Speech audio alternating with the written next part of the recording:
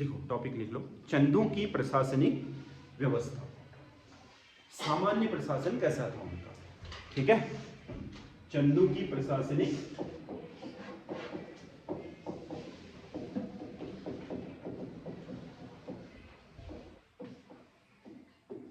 ये किसी भी साम्राज्य या किसी भी उसके लिए सबसे इंपॉर्टेंट होता है, समझ गया ना। किसी भी व्यवस्था के लिए, चाहे वो आपका क्या हो, कोई आपका राज व्यवस्था हो या फिर लोकतांत्रिक व्यवस्था हो, जो भी हो, प्रशासन सबसे इंपॉर्टेंट है। आप इसमें भी तो पढ़ते हो ना, लोकतंत्र में भी क्या, लोक प्रशासन, ठीक है। प्रधानमंत्री को या उनकी मंत्री परिषद को राष्ट्रपति के नाम से, कार्यपालिका के नाम से कोई डिसीजन लेना है तो इम्प्लीमेंट कैसे होगा, जनता तक कैसे पहुंचेगा। प्रधानमंत्री ने कोई आपका क्या अधिनियम पारित कर लिया, कैबिनेट में कोई फैसला ले लिया, तो जनता तक पहुंचने के लिए एक सिस्टम बना हुआ है ना, समझ गया ना। उस सिस्टम को क्या बोलते हैं हम, लोक प्रशासन, स्थायी कार्यपालिका, समझ गया ना। प्रधानमंत्री ने जिस मंत्रालय से संबंधित डिसीजन लिया होगा उसका मंत्री उसका काम निपटाएगा। मंत्री आएगा कहाँ, सचिवालय में, और अपने संबंधित सचिव को आदेश देगा, उसका पूरा प्रारूप तैयार कराएगा, सचिव संबंधित निदेशालय को दे देगा। निदेशक का काम है अपने पूरे देश के डिपार्टमेंट को उसे भेज देना, समझ गया ना। वो स्टेट को भेज देगा, स्टेट वाला जो आपका क्या होगा, सचिव होगा, वो अपने निदेशकों को भेज देगा, उसके निदेशक जिलों में जो उनके अधिकारी होते हैं, हर विभाग का अधिकारी होता है, वो उसे भेज देगा, वो ब्लॉक में भेज देंगे, ब्लॉक गांव में भेज देंगे। इस तरीके से लिए गए डिसीजन, कानून, नियम सब लागू हो जाते हैं देश में। तो प्रशासन किसी भी उसकी कड़ी है, प्रशासन हर किसी का होता है, चाहे वो लोकतांत्रिक व्यवस्था हो चाहे राजतंत्र। तो राजतंत्र की व्यवस्था क्या होती है, थोड़ा निरंकुश होती है। लोकतंत्र में ऊपर भी डिसीजन किससे होते हैं, बहुमत से होते हैं। मतलब प्रधानमंत्री ये कह दे कि आज से देश में ये लागू तो नहीं हो सकता ना, वो उसको लागू कराने के लिए अगर वो संवैधानिक व्यवस्था में है तो उसके लिए क्या, संसद में बिल लाना पड़ेगा, विधेयक पास कराना पड़ेगा, तब जाकर के विधेयक में सभी लोगों की राय ली जाएगी। अधिकतर लोग ना के पक्ष में तो नहीं होगा, अधिकतर लोग हाँ के पक्ष में तो हो जाएगा। बहुमत से होता है ना काम, लोकतंत्र में ये होता है। राजतंत्र में बस इतना होता है कि राजा का निर्णय क्या होता है, सर्वोपरि, वो सलाह ले या ना ले, किसी विषय पर चर्चा कराए या ना कराए, उसका अपना विवेक है। इसीलिए राजतंत्र निरंकुश होता है, जबकि लोकतंत्र में क्या होता है, निर्णय सामान्य बहुमत से होते हैं, ठीक है। यही अंतर। बाकी प्रशासन तो दोनों के पास होना चाहिए, तभी तो ऊपर से लिया गया निर्णय या कोई भी व्यवस्था से संबंधित कानून हो, वो नीचे तक पहुंचाने के लिए एक सिस्टम होना चाहिए। उसी सिस्टम को हम प्रशासनिक व्यवस्था बोलते हैं। अब जब चंदों के प्रशासन की बात आएगी तो सबसे ऊपर कौन होगा, राजा। सबसे ऊपर कौन होगा, राजा। राजा ही सर्वोपरि था। राज्य की समस्त भूमि, जो चंद साम्राज्य था उसकी समस्त भूमि का मालिक कौन था, राजा। गूंठ हो, रौथ हो, सदावर्त हो, विष्णुप्रीत हो, जो भी तरह की भूमि दान दी जाती थी वो कौन दे सकता था, राजा। और यह अधिकार कहीं कहीं पर युवराजों को भी दिए गए, क्योंकि आया है तिरमल चंद आदि कुछ ऐसे युवराज हुए हैं जिन्होंने युवराज रहते हुए भी क्या करा है, भूमि दान में दी है, और ताम्रपत्र हैं उसके, ठीक है। नहीं तो राजा के पास ही था, और राजा ही सर्वोपरि था। सर्वोच्च न्यायाधीश भी वही था। हालांकि न्याय व्यवस्था इन्होंने बना दी थी। अल्मोड़ा में न्यवाली और बिस्टाली जो अदालतें हैं वो न्यायिक व्यवस्था का ही सर्वोच्च बिंदु थी, लेकिन क्या उसके ऊपर राजा भी था। राजा ने अपना काम कम करने के लिए वो कर दी थी। न्यायाधीश भी होते थे, परंतु सर्वोच्च न्याय निर्णय कौन करता था, राजा। लोकतंत्र में ऐसा नहीं होता है। लोकतंत्र में न्यायपालिका स्वतंत्र होती है, समझ गया ना। देश की जो व्यवस्था है उसका काम है कानून बनाना, उन्हें लागू करना, न्यायपालिका अपना काम करेगी। राजशाही में क्या होता है, राजा खुद कानून बनाने वाला भी होता है, लागू करवाने वाला भी होता है, और न्यायाधीश भी खुद ही होता है, समझ गया ना। जबकि राजतंत्र में ऐसा नहीं, ठीक है। तो राजा क्या था, सर्वोच्च था, और क्या होता था, निरंकुश। परंतु मंत्री परिषद तो रखते ही होंगे सलाह के लिए, पर मंत्री परिषद की सलाह राजा के ऊपर लागू होगी या नहीं होगी, ये राजा का क्या होता था, अपना विवेक होता था, ठीक है। उस पर आप जबरदस्ती मंत्री परिषद चीजें तो नहीं सकती थी, सलाह देती थी। जो समझदार राजा होगा वो तो सलाह लेगा ही। समझदार व्यक्ति किसी भी चीज को चलाने के लिए 10 लोगों से पूछेगा, उनमें से जिन अच्छे लोगों की राय उसे ठीक लगेगी उन सारी चीजों को लागू करेगा। इससे व्यवस्था हमेशा अच्छे तरीके से चलती है। जब व्यक्ति मनमानी करेगा, समझ गया ना, निरंकुश हो जाएगा, तो वहां पर क्या होगा, दिक्कतें होंगी। क्योंकि एक व्यक्ति के पास ही अच्छे विचार हो ऐसा जरूरी नहीं ना। 100 व्यक्तियों के पास किसी के पास कुछ विचार होंगे, किसी के पास कुछ होंगे, सम्मिलित रूप से सबके अच्छे विचारों को लाया जाएगा तो अच्छे विचारों की संख्या ज्यादा होगी। जबकि एक ही आदमी के पास हर तरह के विचार अच्छे ही हो ऐसा जरूरी नहीं है ना। इसीलिए निरंकुशशाही ठीक नहीं होती किसकी, राजा की। इसीलिए राजा जो समझदार थे उन्होंने हमेशा अपनी मंत्री परिषद को वरीयता दी और रखी भी होती थी। ठीक है, राजा के नीचे राज्य बटा होता था किसमें, मंडल में। चंदों के 2 मंडल थे, एक राजा के अधीन,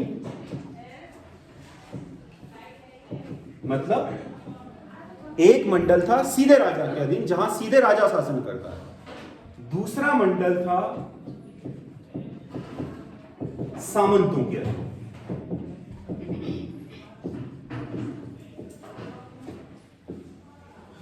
सामंतों के अधीन का मतलब है कई बार राजा क्या करता था, किसी क्षेत्र को जीत लेता था किसी से। अब जो क्षेत्र जीता है वहां डायरेक्ट अपना शासन स्थापित करने के बजाय उसे अपना अधीन कर लेता था। ठीक है, ऐसे राजाओं को रजवार, सामंत या ठाकुर कहा जाता था। क्या बोलते थे, रजवार। कहीं कहीं पर रजवार शब्द आया है, कहीं पर सामंत शब्द भी आया है, कहीं पर।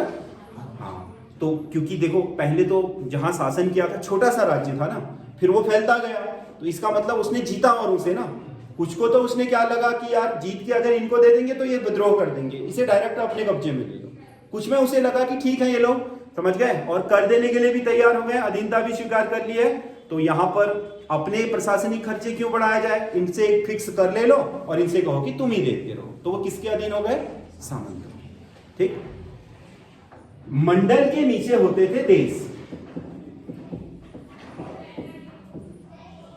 मंडल बटे होते थे किसमें, देश में। समझ गया ना, जैसे तल्ला देश, मल्ला देश, गुम देश, माल और भाबर का देश, इस तरीके से कई आपके देशों का उल्लेख चंदों के साम्राज्य में हुआ है। ये प्रशासनिक इकाई थी इनकी। ठीक है, फिर देश पुनः बटे होते थे परगने में। किसमें, परगने। देश को कौन देख रहा था, शायद राजकुमार देख रहे थे। इसमें स्पष्ट कहीं पर उल्लेख मिला नहीं है। देशों की जो आपकी प्रशासनिक व्यवस्था थी वो राजकुमार या राज परिवार के महत्वपूर्ण व्यक्तियों के हाथ में होती थी, ऐसा ही कुछ था। ठीक है, और देश के नीचे क्या थे, परगने। परगने 2 हैं, परगने भी दो हैं। एक तो नागरिक परगना, एक होता था सैन्य परगना।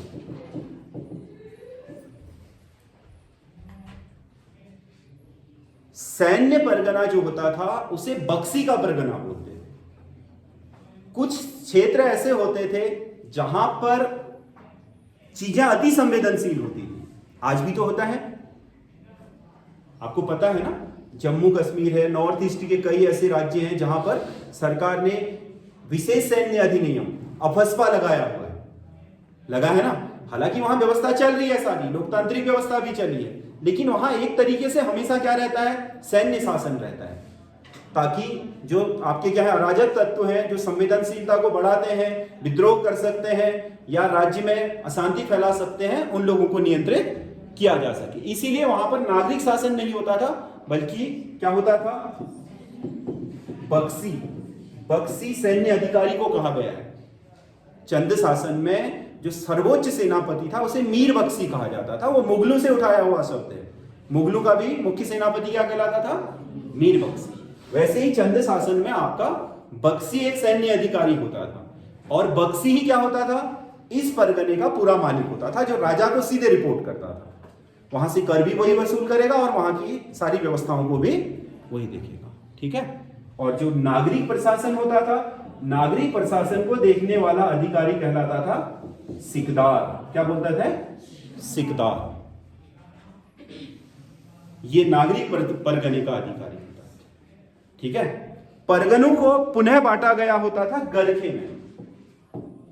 परगने किसमें बंटते थे, गरखे।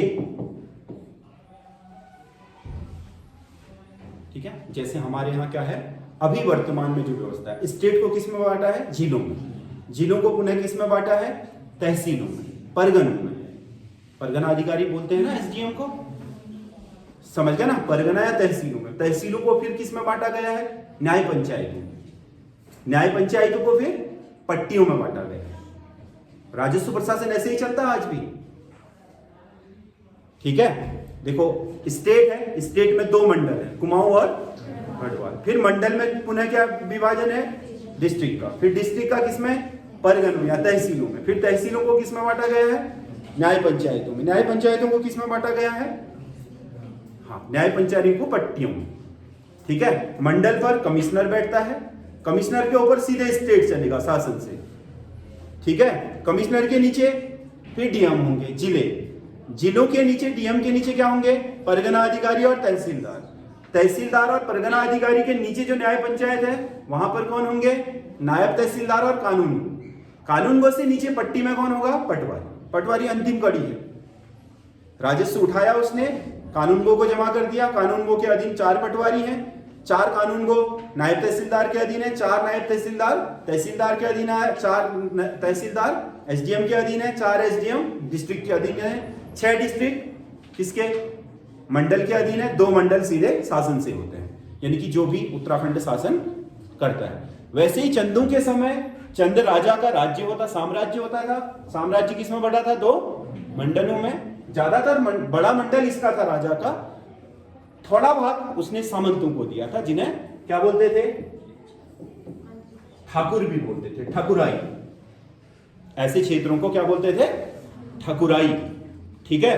और इसके नीचे फिर देश होते थे, अलग अलग देश मंडलों को किसमें बांटा गया होता था, देशों। फिर देशों के नीचे क्या होते थे, परगने। परगने के नीचे होते थे गरखे, ठीक है। गरखे का जो अधिकारी होता था उसको बोलते थे नेगी। क्या बोलते थे, नेगी इसका शासक था। लेकिन इन गरखों को आपका जो ऊपर है सोरसिरा में, सोर घाटी और सिरा क्षेत्र में, सिरा क्षेत्र में इनको बोलते थे आपका गरखे। लेकिन इसी गरखे को माल भाबर में बोलते थे पट्टी। क्या बोलते थे, पट्टी। बात एक ही है, माल भाबर में पट्टी और वहां गरखे को बोला जाता था। जैसे 10-12 गांव से मिलकर के क्या बन गया, एक गरखा बन गया। 4-5 गरखों से मिलकर के परगना बन गया, 4-5 परगनों से मिलकर के एक देश बन गया, 2-3 देशों को मिलकर के एक मंडल बन गया, 2 मंडलों को मिलकर के पूरा साम्राज्य बन गया। सब जगह सेट है कि यहां का उत्तरदायित्व इसके हाथ में है, ठीक है। सरकार ने जिला चलाने के लिए बैठा रखा ना अधिकारी, डीएम। परगना चलाने के लिए एसडीएम बना रखा है, तहसील चलाने के लिए तहसीलदार बैठा रखा है, न्याय पंचायत स्तर पर कौन, नायब तहसीलदार बैठा रखा है, या कानून को पट्टी स्तर पर पटवारी। सबके काम है, उनको पता है मेरा काम क्या है, कानून व्यवस्था, शांति व्यवस्था और उसके अलावा कर राजस्व वसूल करना, सब। वैसे ही ये है, राजा सर्वोच्च है, उसके नीचे मंडल है। एक मंडल वो सीधे संचालित कर रहा है जिसमें युवराज वगैरह या फिर उनके घर के मुख्य अधिकारी होते थे। उसके नीचे देश में भी उन्हीं के घर के, देश के नीचे परगनों में नियुक्ति होती थी। परगने 2 तरह के थे, नागरिक परगने का जो अधिकारी था उसको सिकदार बोलते थे, और जो बक्सी का परगना था, सैन्य परगना, उसको बक्सी परगना बोलते थे। माल और भाबर, ये जो तराई है ना कुमाऊं की, ये बक्सी परगना था, क्योंकि यहां अचानक रोहिल्ला आक्रमण हो जाते थे। अब नागरिक प्रशासन क्या करेगा, मान लो जिले में शांति व्यवस्था भंग हो जाए तो डिसीजन मेकिंग तो डीएम के हाथ में, लेकिन डीएम पुलिस के बिना कर क्या लेगा, समझ रहे हो। तो डीएम तत्काल किसको बुलाएगा, एसपी को ना, कि यहां दंगा फसाद हो गया, आप तुरंत यहां पर फोर्स भेजिए, तो वो भेजेगा भाई, समझ रहे हो। तो उसी तरीके से सैन्य परगनों में क्या होता था, सेना ही संचालित करती थी। जैसे आपके यहां आजकल क्या होते हैं, कैंटोनमेंट बोर्ड होते हैं ना, छावनी परिषद होती है ना, छावनी परिषदों को कौन संचालित करता है, सेना करती है ना। उस क्षेत्र में सारा नियंत्रण सेना के हाथ में होता है, प्रशासनिक। वैसे ही पूरा माल और भाबर इन्हीं के हाथ में था, ताकि नीचे कटेहर या रोहिल्ला आक्रमण करे तो तुरंत उसको रिस्पॉन्स किया जा सके। इसीलिए वहां पर नागरिक प्रशासन की जगह बक्सी होते थे। फिर परगनों के नीचे गरखे होते थे, यानी कि पट्टियां, ठीक है। और पट्टी के नीचे क्या होते थे, गरखे के नीचे क्या होते थे, गांव, सीधे। सबसे अंतिम इकाई यही थी प्रशासन की। और गांव को संचालित करता था कौन? सयाना।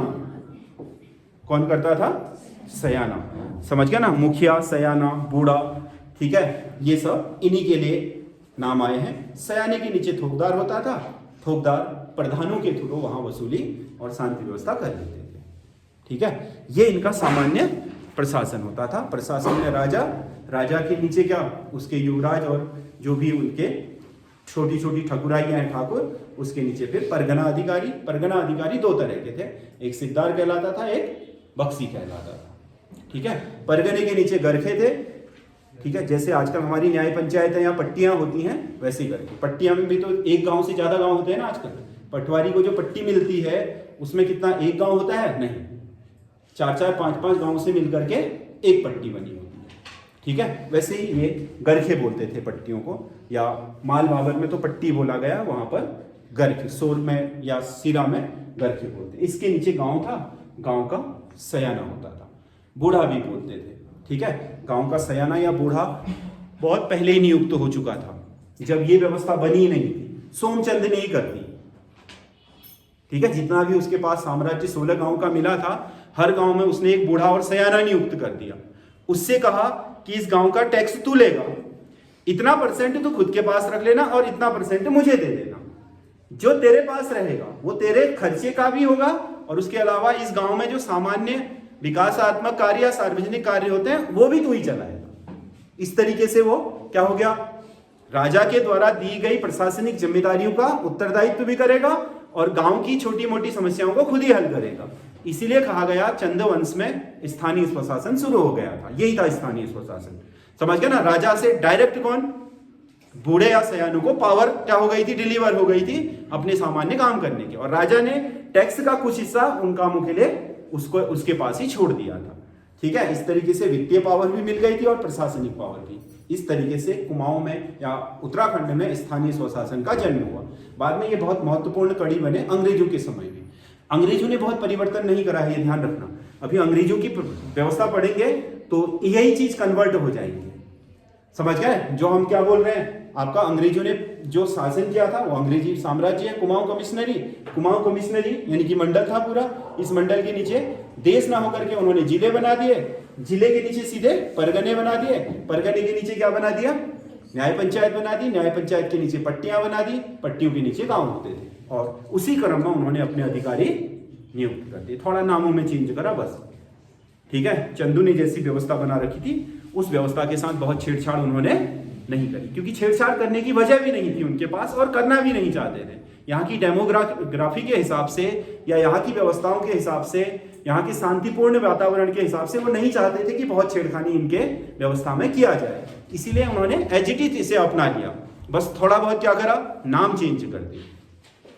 ठीक है, जो परगना है, परगना अधिकारी, उसे वो क्या कहने लग गए? परगना अधिकारी कहने लग गए, जिसे आप सब डिवीजन मजिस्ट्रेट बोलते हो, SDM, वो परगना अधिकारी कहने लग गए। सिकदार शब्द हट गए। ठीक है, और उसके नीचे उन्होंने तहसीलदार, नायब तहसीलदार, कानूनगो, ऐसे हर स्तर पर अधिकारी नियुक्त कर दिए, और नीचे पटवारी होता था। पटवारी की नियुक्ति भी इन्होंने ट्रायल के समय ही हुई। ठीक है, यहां पटवारी का काम कौन कर रहा है? नेगी कर रहा था। इसीलिए तो नेगी शब्द नेक देने से आया ना। इसको काम करने के लिए जो पैसा दिया जाता था वो क्या कहलाता था? नेक।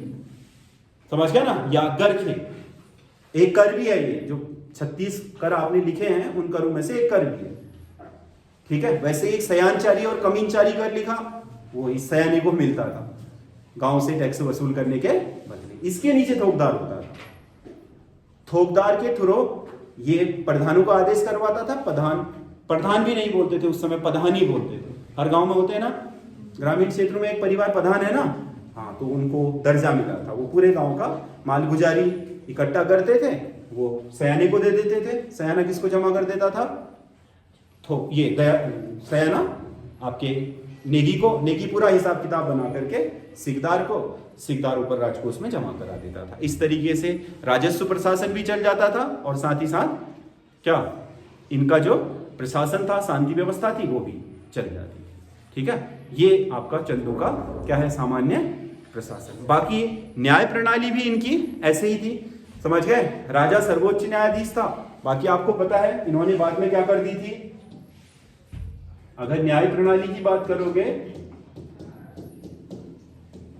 तो राजशाही में तो न्यायाधीश कौन होता है? सर्वोच्च राजा ही होता है सर्वोच्च न्यायाधीश।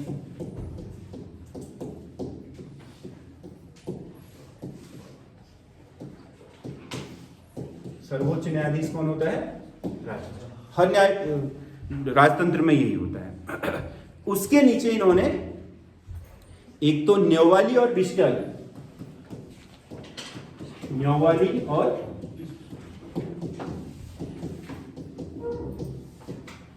दो अदालत है, एक क्रिमिनल कोड की थी और एक क्या थी? सिविल कोड की, जिन्हें आज हम क्या बोलते हैं? फौजदारी अदालत और आपका दीवानी अदालत। ठीक है, उस समय इन्होंने दो तरह की अदालतें बनाई कि जो क्या है, नागरिक मामले हैं, ठीक है, वो आपके एक अदालत में आएंगे, और जो आपके क्रिमिनल मामले हैं आपराधिक, वो एक अदालत में आएंगे।